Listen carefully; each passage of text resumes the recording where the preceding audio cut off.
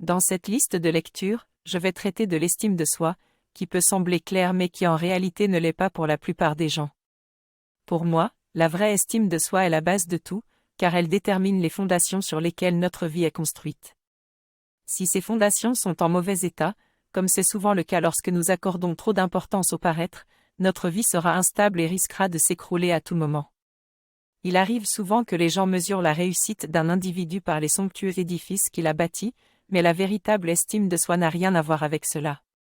En effet, il est possible qu'un homme qui n'a rien construit extérieurement soit plus heureux et satisfait de sa vie qu'un homme qui possède des millions et des pouvoirs de haut rang.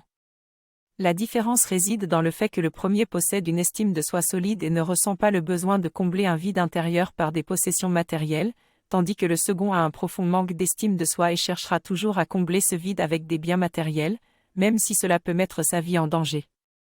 En somme, la vraie estime de soi ne peut être remplacée par aucun bien matériel et permet à l'individu d'être en paix avec lui-même et en harmonie avec la vie.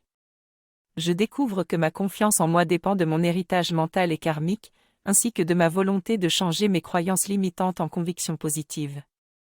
Il est rare qu'une personne naisse avec une haute estime de soi, mais certains parviennent à l'acquérir grâce à leur force de caractère et leur persévérance. La haute estime de soi ne signifie pas l'arrogance, mais une conviction profonde de sa propre valeur. Cependant, changer sa propre estime de soi est difficile et cela ne peut être accompli qu'avec une grande volonté et peut-être même de l'aide extérieure. J'ai appris que ma haute estime de moi-même n'est pas synonyme d'orgueil ou d'arrogance, mais plutôt d'humilité, de gentillesse, de générosité et de paix intérieure. J'ai également appris comment développer une saine estime de moi-même grâce à des techniques comme l'hypnose, l'auto-hypnose, l'action et la réaction.